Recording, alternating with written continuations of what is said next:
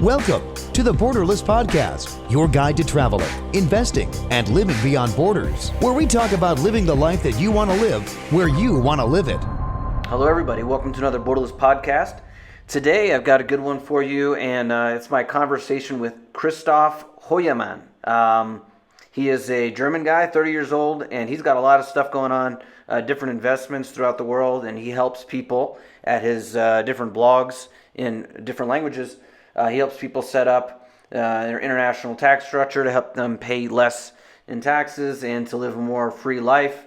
Also involved in some free city projects, and so I think we had a pretty good conversation that you're going to enjoy. He's definitely a guy to keep up with. Also, just wanted to remind everybody, please go to borderlessblog.com. If you have not, check out all the information there. And please sign up for my email list. It's very important you do that. And if you think that there's anything I could help you with, then there's also the option of getting a consultation from me, especially if you're interested in coming to Mexico or just living internationally in general. And many of the things that we talk about on the podcast, if you think I can help you, then I'd be happy to connect with you. So that being said, we'll get straight into this conversation, and let's go. Borderless. All right, Christoph, how you doing, man? Yes, very nice. Thanks for inviting me, James. I'm doing awesome. So what's going on? Where are you right now? At the moment, I'm in Palma de Mallorca in Spain. Just flew here from Zurich in Switzerland yesterday. And just waiting for my boat to arrive here tomorrow. So we will go sailing to the Canary Islands in the next couple of weeks. Sweet, man. So I guess, because a lot of people have been thinking that, this year since COVID hit or whatever, that they can't travel. But you've been traveling all over the place. You said, screw it, and you just bought a boat, and you're going all over, huh? Yes, true. I basically never stopped traveling. I had a brief 5-week stop in Playa del Carmen, Mexico. But basically since end of April, I'm traveling again. Only in Europe, basically, but I'm still traveling, yes. Right. And, Playa, they shut it down in the beginning, maybe March. Were you there in March? No, they actually just shut it down in the mid of April after Easter. So I still had after this big thing in mid of March, I still had 3 quite nice weeks in Playa. And then when they shut it down, I basically just booked a flight to Sweden, and I started traveling again in Sweden in May. Pretty cool. I was in the last open ski area on the planet in the beginning of May. And yeah, Sweden was very nice back then, and is still right now. Yeah. And it seems to me, I have some friends there in Playa, and that seems to be back open, but that was crazy the way that, everything, it seemed like Mexico was a month behind, at least the U.S. and a lot of Europe and stuff, and then all of a sudden one day in Playa, they said, no, you can't go to the beach and all that, but I think it's back, it's open again. I mean, Mexico has been, I guess a lot of people don't realize the borders have been open all this year. You could have flown into to Mexico, and you still can. So a lot of people still doing that. Yes, Mexico is one of the very few countries who never closed their borders, who never did quarantine or test requirements. So it's quite an attractive haven for many people right now. Yeah, and I think it's funny. I've been here the whole time. That I guess because I don't watch the same media or whatever that other people do, but a lot of people seem to have this impression that there's just people dying all over the place here in Mexico, but I don't see any of that. I don't know where people are getting this stuff, but these numbers. Well, if you believe media, then everyone in Mexico is dying by drug gangs anyway. So oh, that's true. Yeah, but I don't know. I seem to be just fine. So in this time period that you've been traveling around, what have you found to be some of the? How many countries have you been this year alone? Or places, cities? Well, I've already traveled before COVID in March. I've already been to 20 countries. So, after COVID, I actually didn't count, but I think it's 20 countries right now. I've been a lot around Europe, lots of countries, and there were very nice countries in Europe this summer. For example, in Croatia, Montenegro, that was very lenient. I was at the beach in Croatia in July with 4,000 people celebrating in a nightclub without any social distancing at all. And so there was definitely some fun to be had this summer. Yeah. So the reason I'm asking, I mean, say that there's somebody who's stuck in, they're in California or Spain or Panama or something, and they're like shut down, and they're like, man, I got to get out of here, and maybe they're considering Europe from the places you've been this year. What do you think some of the good options are? Yeah, I mean, the problem is Europe is closing down again. This is more and more places, more and more countries where like the second wave now begins. I think you have to just look at what countries did what measures already in spring this year. So Sweden is still a solid place, but obviously Sweden now gets very dark and very cold. So it might not be for everyone. I think you're better off in like the Eastern European Balkan countries maybe, who never did a lot of things, and like the local population is not very eager to follow all those lockdown things. So still Croatia, Montenegro, Serbia, Macedonia are good options in my eyes. And they're actually very accessible for Americans. Yeah. So Americans cannot travel to EU, but they can easily travel to Serbia or to Belarus or all other non-EU countries. Right. Okay. Yeah. Now, I guess I don't understand this narrative that they're saying that I guess Sweden has been doing really bad because they didn't shut down. That all kinds of people are dying or something. Have you heard this? That people are saying that? It's a strange thing. Yeah, obviously. I mean, I've traveled in Sweden during the high peak period in May, and it was very relaxed in Sweden. But of course, Swedes or Scandinavians generally do social distancing by nature, and it's a big country with like comparatively low population, so it makes it easier for them. But even then, like if you see the median age of dead people in Sweden is 87. Yeah, it's completely hilarious that like the politics try to save 87 87-year-old people from like a flu. Yeah. Right. Right. Well, yeah, I can't. I just realized that I hadn't had you on before. We've known each other for a while. First met you in Acapulco, and you started the staatenlos. It's very similar to borderless. It basically means stateless in German, right? Yeah, true. Yeah. That's yeah. I still remember our first interview almost 5 years ago. Yeah, right.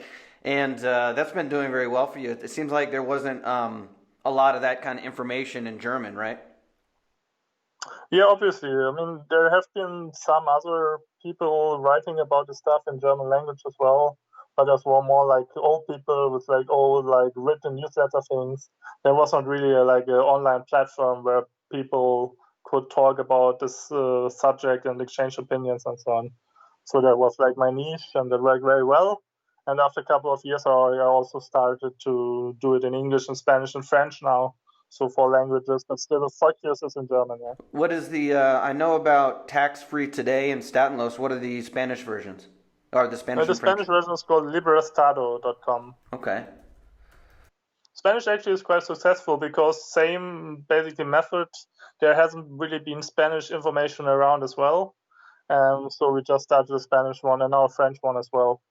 So English, lots of competition, but in the other languages, it's very rare that you encounter good information on those subjects. Yeah. Yeah. And you just had your 30th birthday, right? So that looked like fun. Yeah, true. I just had my 30th birthday in Vienna. I always do like a big party every year, like conference where I invite my friends and other people I know every year, like 150 people. And that turned out very well. Even in Corona times, we could manage that event with 150 people in Vienna. Well, 2 weeks later, Vienna was declared a risk area for most of Europe, but still we had fun in August now. Awesome. And you had some presentations and things like that, and it looked like a pretty good time. Yeah, you're right. Next year, just come mid-August to Vienna. All right. Yeah. Awesome. So a lot of people maybe aren't familiar with the idea of PT, flag theory. When I first started Borderless, that was kind of the basis of a lot of the stuff that I was talking about. I never really did like a full podcast or thing on it. I mean, you have a video course, I believe, right, about flag theory.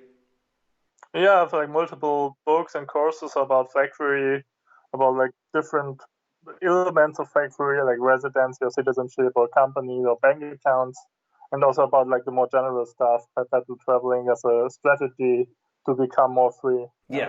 Yeah, and so maybe a lot of people don't know, but there was some people that oh man, I can't remember. It slipped my mind. The author of the original book, PT.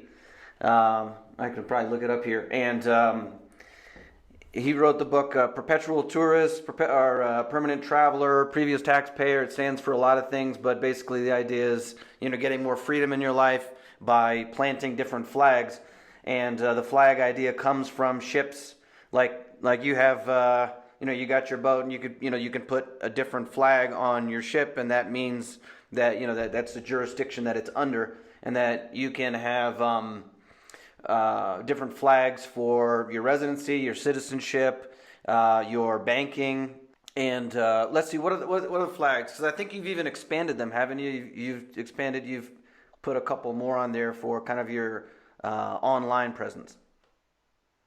Yeah, I mean, the original flag theory, that was VWG Hill. That was basically three flags. Yeah, there was a residency, a company, and playground. And then it was extended to citizenship and bank accounts as well. That's like the original 5 flag theory. I extended it to 12, but basically it's up to everyone to do his own flag theory.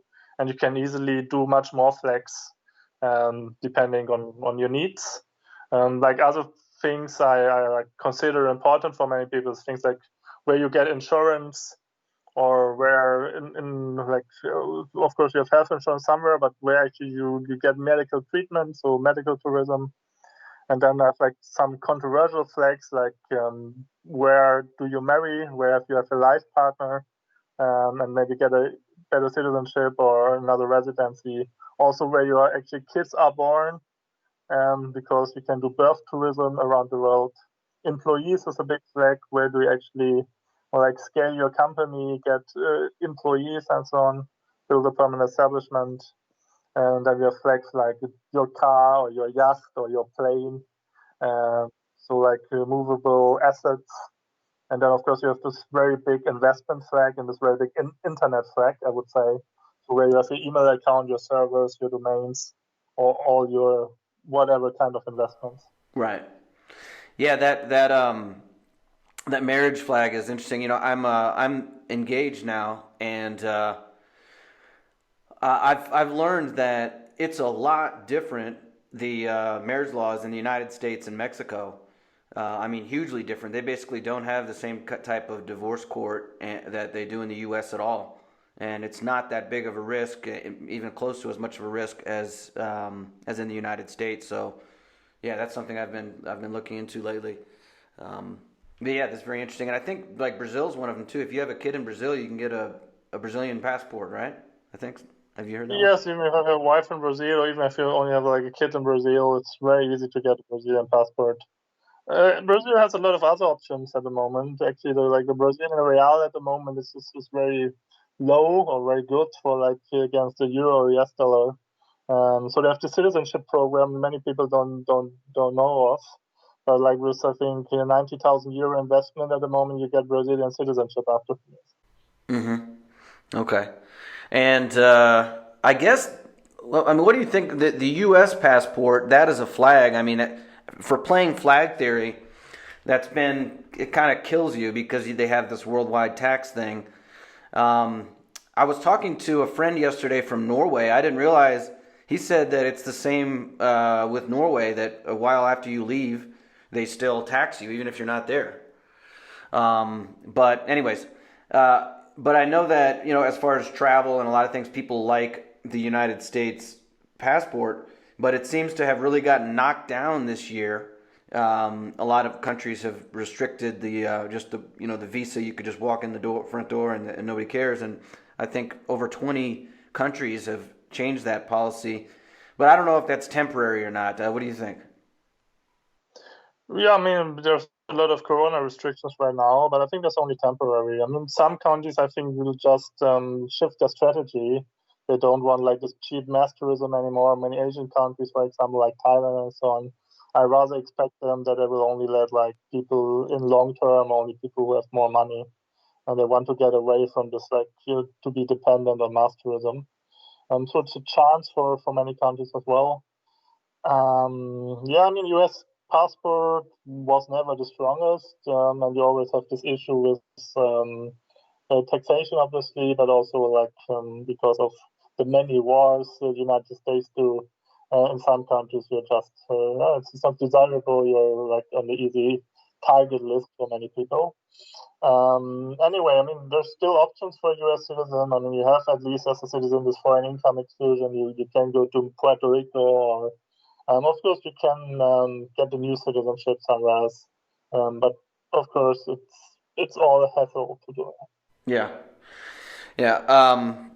So what do you think? A lot of times when we're talking about getting a second passport on a lot of the people that talk about this stuff, they go to the investment and like the citizenship by investment programs.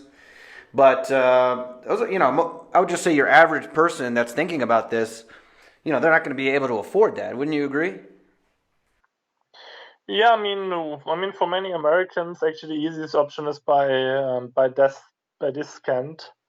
So because America has so many, basically every second American has some Italian or Baltic, Polish, Irish heritage. It's very easy actually to go to these countries and apply for citizenship there. And basically, if you just have your grandfather or grandmother maybe from these countries, in many cases it should be very easy to obtain European citizenship there. And only if you excluded this opportunity, if it's not possible for you, then you should prove other options. Investment, of course, is an option, but that tends to get expensive. The better the passport, the more expensive it gets. So by living long enough in a country is possible, but yeah, it takes time. So yeah, right. I think I haven't looked into. I think Ecuador and a few they were offering in 5 years or less. I think Paraguay had something like that. I'm not sure if that's still the case, but yeah, that's working, but only if you have some connections to the country. You should have a flat there, and you should have some local investments or something in order to be eligible, at least if you don't spend much time there. So Paraguay is still working. I'm Paraguay permanent resident as well, and I'm theoretically able to apply for citizenship by the end of next year. I'll see if that works out. yeah, yeah, and then so the first part of that. So that's the citizenship. Like I said, if you got a lot of money, then you definitely want to think about getting rid of that U.S. passport. And if you plan on making a ton of money, because then you're really going to be in trouble no matter where you go. And then they have the exit tax, which is basically half your net worth if you ever did want to get out of the tax regime. Yes. So that's one thing, is the citizenship. And then the second is residency, right? So I know a lot of people like to do Panama. It's very easy to go set up. Or there's some other ones that that are popular? Yeah, it really depends on the citizenship again. For many EU citizens, they can easily move to any other EU country by just basically having a rental contract. And that really eases things, because you have a lot of nice tax havens like Malta, Cyprus, Ireland, where you can actually live tax-free, rightly structured. And everywhere else, basically you have to fulfill certain immigration requirements. Panama is easy, Paraguay is easy. Basically, all of Latin America is relatively easy. Every Latin American country has requirements which obviously appeal to Americans as well. And a certain investment in real estate, or a certain bank deposit, often, or a certain proof of income, proof of pension income, will easily bring you residence in those countries. Yeah. Okay. Yeah, and I can't remember if you mentioned. Did you, as far as the flags? I know you said you've done a lot of additional flags. What about? Have you built into this the investment thing? You have your banking and your storage. But what about crypto and that type of thing? Have you built that into the strategies? What's your view on crypto? Yeah, crypto. I'm a big crypto investor. I'm in crypto since 2011, and for me, it's an integral part of your investment strategy. But it's not like your own flag. It's a part of the investment flag of the portfolio. And like with most people I consult, I think I still remember like the first seminar I did in 2015. I had like a big like 2 hours I talked about crypto, and no one know about crypto at all. Back then, like Bitcoin was at 200 euros or something, and yeah, many people are still quite gracious, quite grateful, and that I moved them into this direction. And I think it's very interesting, and you can offer a lot of opportunities and also a lot of freedom, but you have to know how to handle it properly. Yeah. Yeah. So I take it that you continue to be bullish on. Are you? I mean, do you like cryptos in general or Bitcoin or what? I'm not so bullish on Bitcoin actually. I'm more a speculator. I had some luck, you could say, or some skill, whatever, with crypto, not with Bitcoin actually, more like with all those shit coins.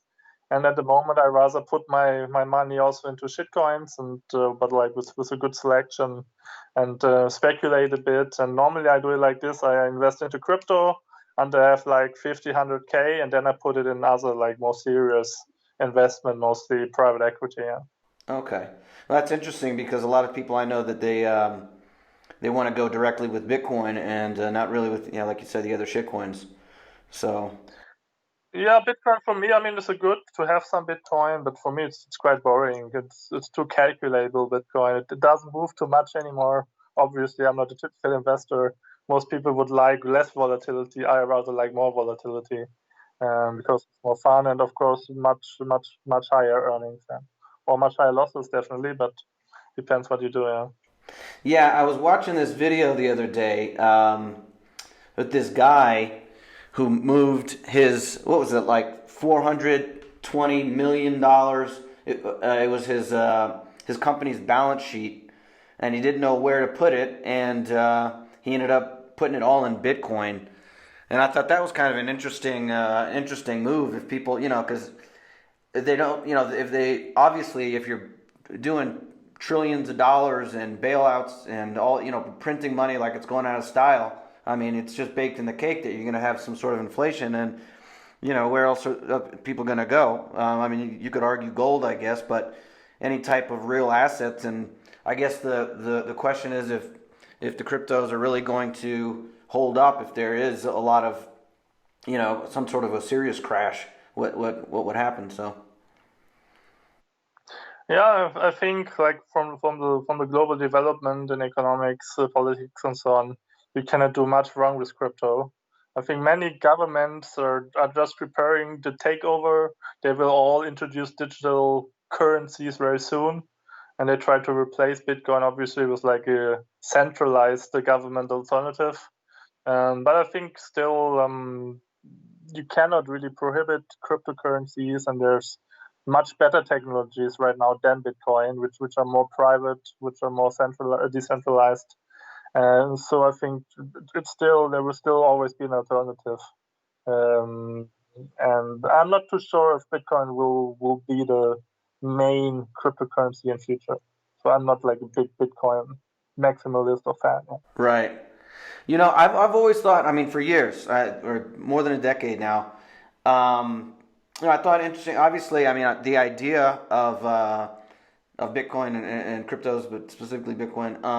I like it. I like people that are very idealistic and think that it's gonna wipe away the central banks and all this stuff.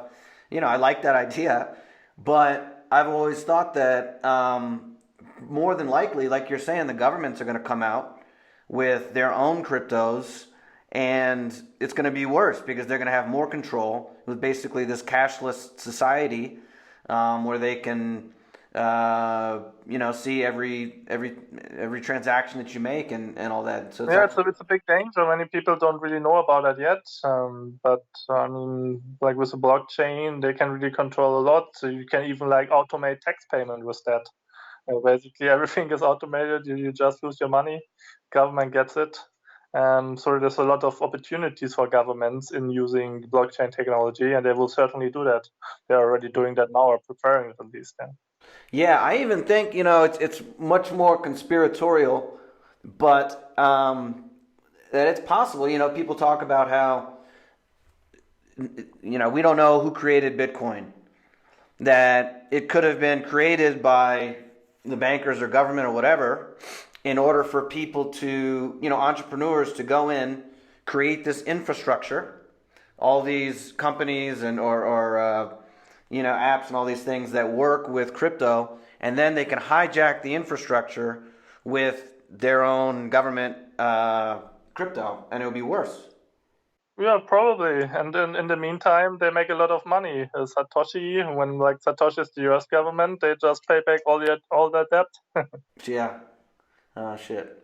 So let's talk about that. Let's talk about I know that you also have been involved or at least up to date on some of the like private cities, these and I don't know what else you the autonomous zone type things or whatever. I really think that as far as the things to be positive about, I think a lot of people that are upset about the way things are going, and I understand it. I guess a lot of also what you call like conservatives that are upset. They think everything's falling apart. I really think that in order to improve things, we got to move forward. You can't move backwards. It's not going to work. You got to move forward into some new ideas. We need to put together something that's going to work with in the world that we're living now. And one of the most opportunistic things that I see are the idea. I mean, I don't know how long it's going to take, but are the ideas of originally seasteading. I liked seasteading. Doesn't seem to have really gotten off on. Maybe it will, but it's been a while now. But the idea of free cities, different autonomous zones, and trying out decentralized, more decentralized approach where we can experiment with different types of government. It doesn't have to be these giant nation states that we're living under. I think that's the main problem.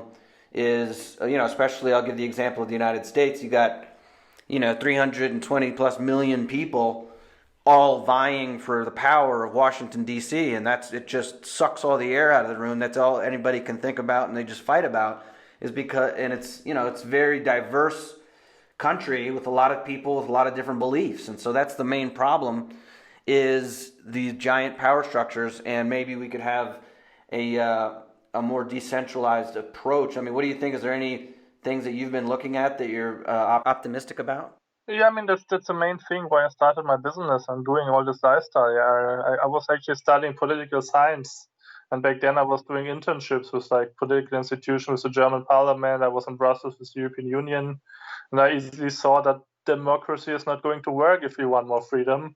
Like in Germany, more than 80% of population gets more from government than it pays in taxes.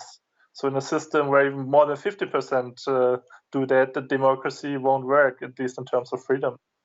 And then, of course, I was active in a lot of student clubs and libertarian clubs. And I think it's still important to spread the ideas of liberty, but that still is not going to bring freedom at the moment, maybe in a couple of generations, but unlikely. So my thing was always to use like clever strategy, the factory, for example, and technology like blockchain, cryptocurrencies, and entrepreneurial creativity, like free private cities, for example, to create parallel structures in our life and actually live free in the current situation. That was always my concept, and I think more and more people are getting this, and they're not wasting their life with politics anymore, and they're trying to create alternatives. And I think there's good development. It will still last for a couple of years until there's good viable concepts. But parallel structures are being created at the moment. And you mentioned free private cities.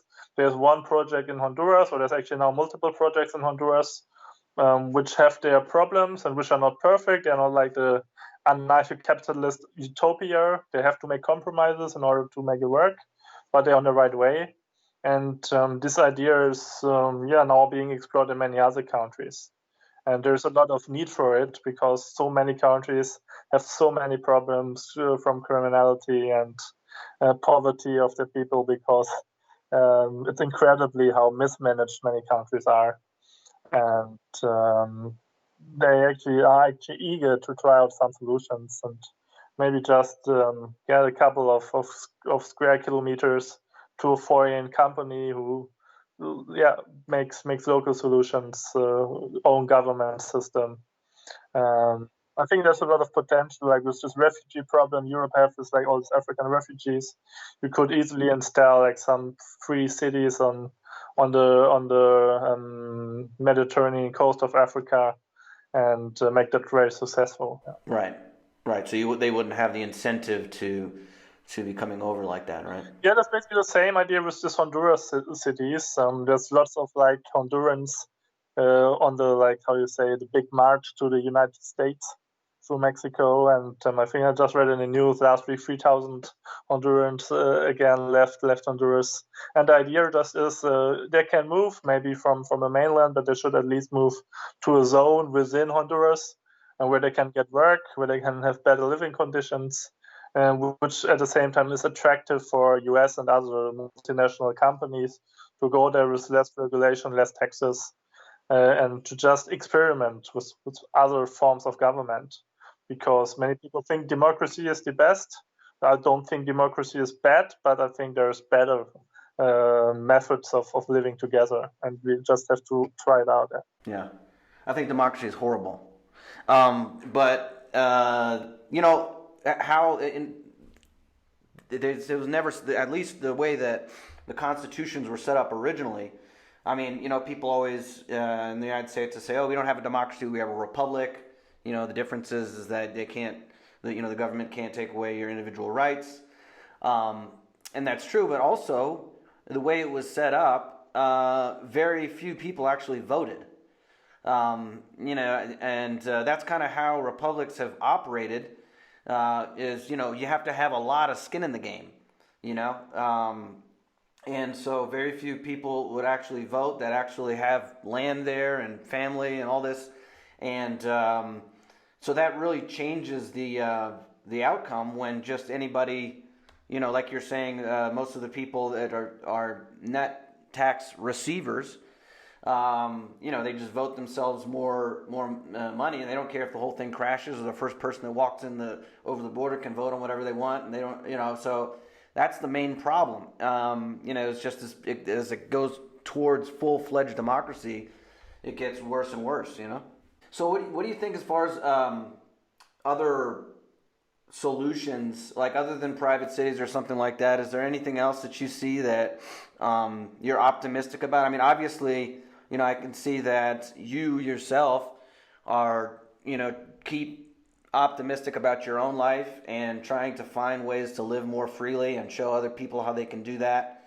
And like, what do you think in general? Is there anything else that you see maybe, the way things are going? I mean, do you think this is, in general, like a society in general, are there any things that you're optimistic about? Yeah, I think technological development. Really, many people just can't expect how much things change, and it could well be that in a couple of years, really things people are just a dream now are reality, and then you can even like think about exploring. I don't know, make a colony on Mars and then start a new country there. Yeah, I wouldn't would go even that far. Right now, so many people are getting more mobile, and that's actually a good thing. And the more mobile people are, the less dependent they are on like their government or on the local things. And I think all this like digital nomad revolution, that's actually why Corona is a good thing. So many companies had to digitalize itself now, and so many people can work remotely now, and many people don't want to return to the office. And I will say that it's quite a good development, and many countries need to adapt to that. And it gets harder and harder for like countries to keep their people in the country. Obviously, now the pandemic is a good excuse to do that. But in the long term, I don't think they will be successful. And this mobility enables a lot of things, and makes country more like competitive, and they will try to lure these people in. Yeah, I mean, right now, basically every country in the world has special programs for foreigners, so foreigners are always treated better than inlanders, and I think that's even getting better in future. So basically, your worst off if you stay in the country of the citizenship, which is bad in my eyes. I mean, it's not bad to be patriotic. It's cool to love your nation and do something for it, but the development is definitely going into the direction that you're better off when you live somewhere else. Yeah. I understand what you're saying completely. I read the book The Sovereign Individual a long time ago. Have you ever read that book? I don't remember Okay. actually. I don't think so. It's exactly, I mean, this was written before the year 2000, and it's talking exactly about all this. And it really had a profound impact on my life. I really enjoyed it. And, but lately, I don't know. I've been thinking that perhaps technology itself has things, it works against kind of some of our human nature aspects in a way that's negative just inherently. And the more we rely on technology, in other words, it's not, we can't get out of this predicament with technology. I have thought that in the past, that this is what's going to free us. But perhaps as we see us going into this technocracy, this world technocracy, perhaps that's just a necessary outcome of us relying more and more on technology, and it necessarily creates this kind of an inhumane environment. I don't know if you'd ever thought about that. Yeah, I think that's true. I mean, technology has a lot of disadvantages as well, a lot of opportunities to control us even more. But I think it's not so much. I think it's all about parallel structures, and the people who can or the people who want are able to use certain parallel structures to still survive and thrive actually in these times. But of course, the general population who doesn't want it doesn't want it. But I mean, the general population doesn't freedom; they just want security, and they just want to be cared of and that is always also my thing. I mean, I don't want to force other people to be free if they don't want it. So as long as I have these opportunities, I don't think they will completely go away. There will always be one country or a couple of countries who will provide a tax-free heaven, who will want their billions of dollars, which obviously that's human nature, that you want to optimize your situation, you optimize yourself, and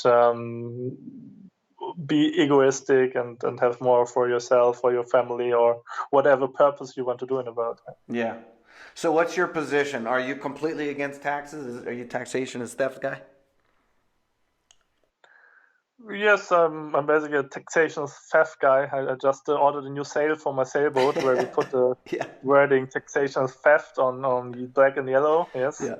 So that's my position. Okay. Obviously, I mean, there's this certain taxation, I think, which is okay when you really get something. But then I wouldn't call it a tax. I would just call it a fee for a certain thing you get back. So definitely like some kind of infrastructure if you want to live on an island. There's certain solutions you can even do it completely privately. But I think this is like the dichotomy between like the market and the state. And there's so many other things between it, everything that you can do voluntarily in a group that doesn't need to be private or governmental. It's just like cooperation, yeah. Yeah. Yeah, exactly. Um, you know, I've also heard the argument that the reason you see so much, people freaking out about supposedly the rise of nationalism is because that is the only thing that can hold us against so-called globalism taking over, this world technocratic state. That as long as we have small, if the nation states were to break apart and we have all these smaller things, we wouldn't be able to fight against that, to be forced into the system. Have you ever heard that? Yeah, I think that's just more like an American debate. It's not so prevalent in Germany. In Germany, it's rather, yeah, the Germans they really love the European Union because with the European Union they can be superpower with basically giving themselves up. Yeah. So for the Germans, the European Union is perfect. Yeah. Well, Germans, it's like illegal to be too nationalist, I guess. Yes. You're not allowed to, man. Well, that's cool, man. We'll see how things go. I mean, as far as just looking at it, not theoretically, but um, as far as just being successful yourself, right? You got to look at the markets where you think are going to go, where you think things are going to go, investments and that kind of thing. Um, is there anything specifically you think people should be looking at? I mean, we're seeing a lot of big changes, especially this year. What do you think in the future is going to be markets that are going to be successful?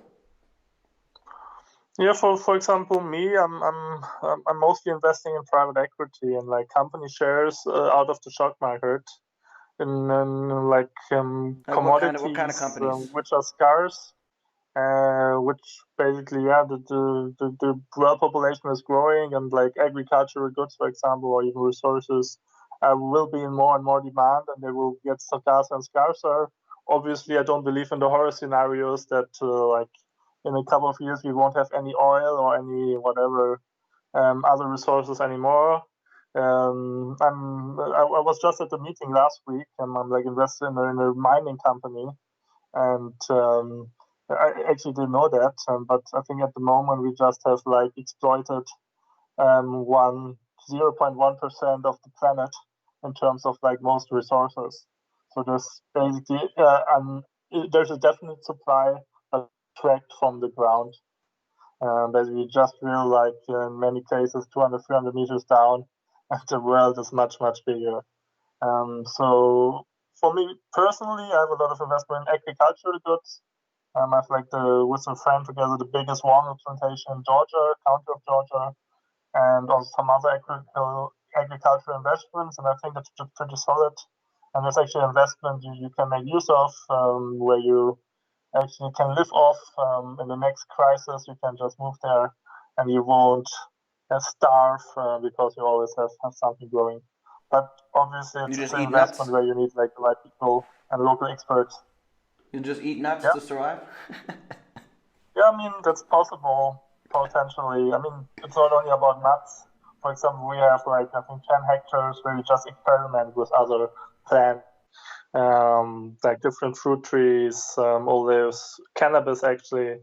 And so, yeah, it's I think it's a good idea to just have some agricultural land somewhere in the world, and maybe some people, local workers who have some experience, and then you're always independent, and you can always yeah, you don't starve, you can survive So you when mean so things you're get saying much worse. so you're saying that that's not only an agricultural place that you are making money by what you're growing there, but also it's kind of a bug out pad? Yeah, definitely. I mean, it's kind of how do you call these people, preppers? Yeah, I'm not a prepper. I think I mean, the prepper has the disadvantage that at some point his goods are gone as well. So I would rather suggest having your little farm and producing things sustainably, and you can always return. And in the times of crisis, you can make a lot of profit. Yeah. Yeah. I think that there's something to be said for, this might sound obvious to most people. Most people, especially Americans, have the idea of, well, I guess everybody has the idea of, they want to buy a house and live there. And then as you get more into looking at alternative finance and all these, you say, actually, there's no benefit to that. You can rent, and, what difference does it make?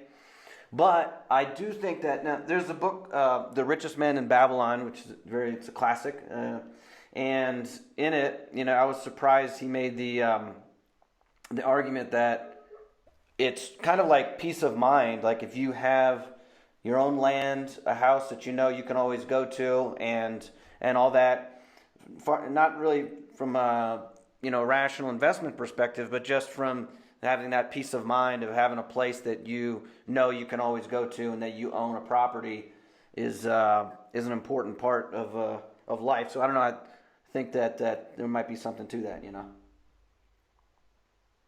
Yeah, definitely. I think it's important for everyone to just also make a plan of investments you should always have an investment which just gets you by in future, maybe that you don't need to be dependent on Social Security or anything when you're older.